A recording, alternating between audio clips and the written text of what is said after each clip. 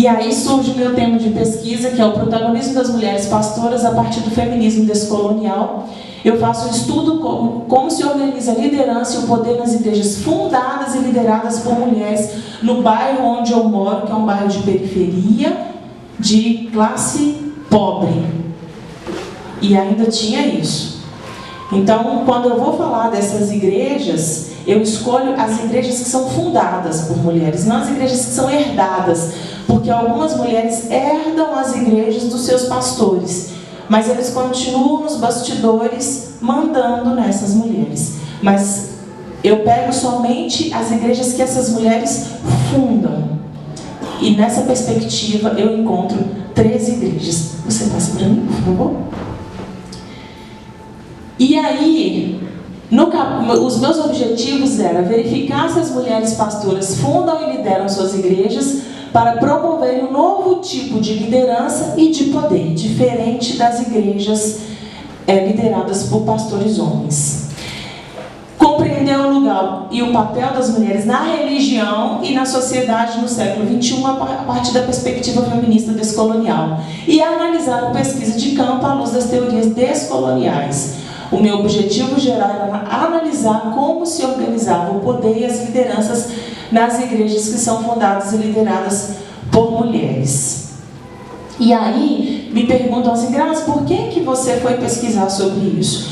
A minha justificativa acadêmica é porque eu fiz psicologia na PUC e atuei como psicóloga em saúde mental, e uma coisa que eu via nos discursos dos meus pacientes era um discurso místico-religioso muito presente, mas que a psicologia não respondia a isso. E a ciência da religião, como ela vem fazer essa discussão, promover essa discussão nas diversas religiões, eu conseguia atender a resposta do meu paciente quando eu também conseguia caminhar, transitar pelas diversas religiões sem preconceito e sem juízo de valor. Além do que eu sou evangélica e sempre ouvi dizer, você não pode ser pastora, você não pode assumir o púlpito, você é mulher, na Bíblia não tem mulher como pastora, na perspectiva do discurso masculino. Por isso concordo com a professora quando ela diz, precisamos promover novos discursos, precisamos contar a história dos diversos grupos através de outros discursos. E é assim que nós vamos promover a perspectiva descolonial. Então eu vou levantar sim essa bandeira dentro da religião evangélica, que é de onde eu conheço. Só que eu descubro outras possibilidades dentro de outras religiões. No capítulo 1, eu faço uma inversão. Ao invés de eu ir para pesquisa bibliográfica, eu vou para campo primeiro. Eu vou ouvir o que o meu campo tem a dizer, para depois eu construir uma teoria.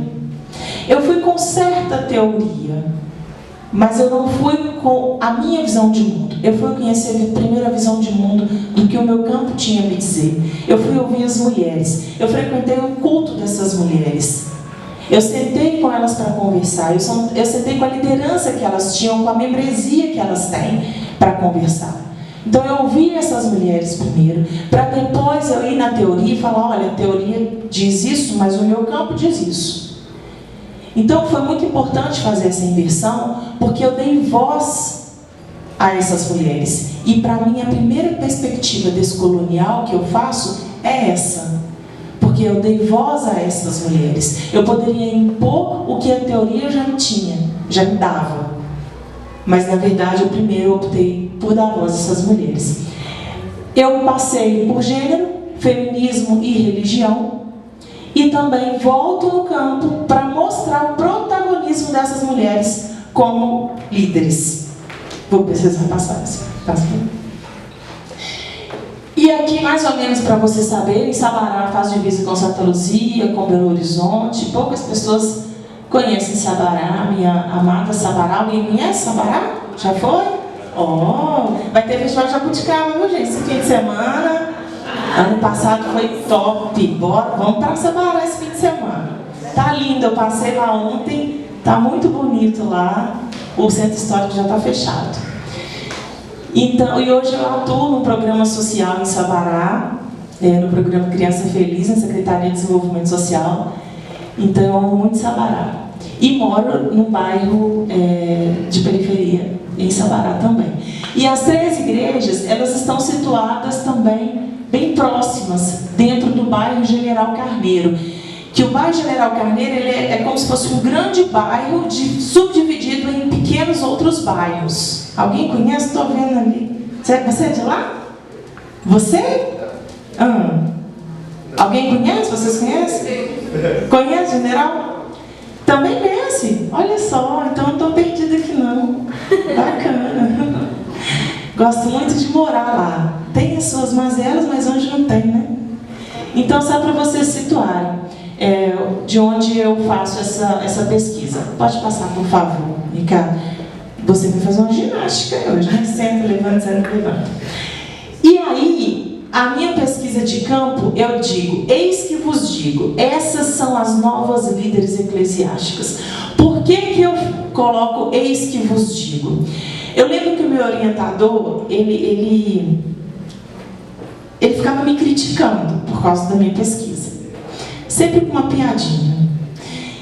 E aí eu sempre dizia para ele, eis que vos digo, eu vou te mostrar esse negócio. Eis que vos digo, olha minha bandeira. Então, eu acabo fazendo uma homenagem, mas querendo dizer para ele, eu ia te provar que eu ia apresentar as novas líderes eclesiásticas e eu vos apresento. Então, ele precisou enxergar e ver, porque ele dizia que era muito doido que essas mulheres fundavam suas igrejas devido ao chamado de Deus. Ele falava que isso era impossível, mas porque ele não queria respeitar o que o campo me disse. Ele dizia que não podia ser por isso, que tinha que ter algo. Mas por que não podia ser isso? Porque o discurso é metafísico. É um discurso bíblico, mas metafísico. E aí ele não aceitava, mas ele teve que engolir. E eu apresento para ele as novas líderes eclesiásticas. A minha metodologia foi baseada em estudo de caso, eu fiz entrevista semi-estruturada e pesquisa bibliográfica. Então eu verifiquei como são essas igrejas. São igrejas simples, são igrejas que muitas vezes funcionam na garagem dessas mulheres, da casa delas, ou da pastora líder. Eu fui saber que essas pastoras presidentes têm como vice-líderes mulheres também. Inclusive elas não querem os seus maridos como pastores. Elas querem outras mulheres. Então os maridos eles podem ser membros, podem ajudar em outras coisas, mas na liderança somente mulheres. E elas se entendem, elas dividem essa liderança. Então as igrejas são simples, muitas vezes não tem nem muitos móveis, são cadeiras de plásticos,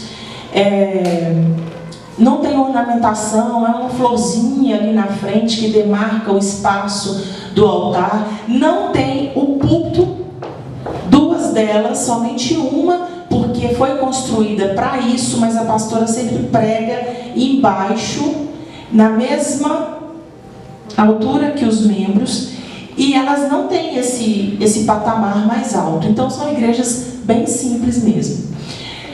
E para ressaltar gênero, eu me baseei em John Scott, e para falar do poder, eu falo sobre o Pierre Bourdieu, que foi a segunda briga que eu comprei com o meu professor, porque ele queria que eu falasse Foucault. Eu só briguei, né? Mas eu precisava defender minha teoria, então para isso eu tenho que brigar.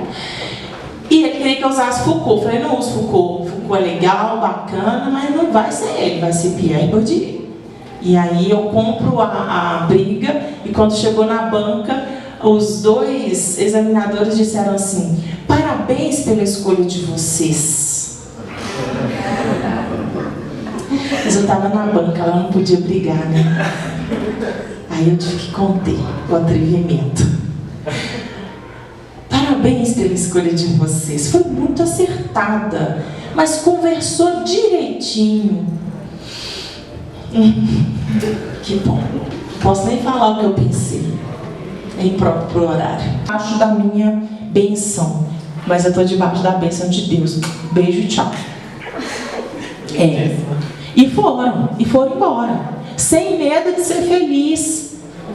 Elas rompem com isso e vão embora e fundam as suas igrejas sem autorização do pastor homem, mas com a autorização de Deus. Então, elas enfatizam a importância desse chamado divino, porque é esse chamado divino que diz para elas assim: eu autorizo, você não precisa da autorização desse pastor.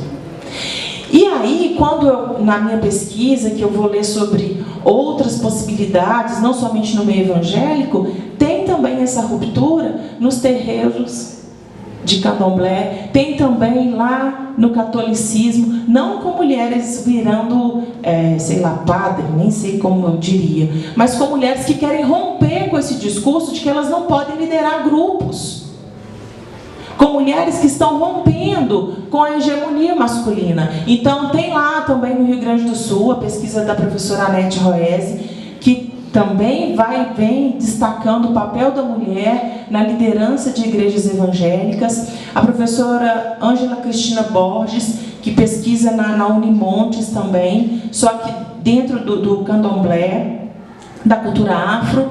Então, mulheres estão rompendo com o discurso patriarcal no meio religioso. Porque até então a gente vê somente em outros âmbitos da sociedade. A religião, ela está lá quietinha.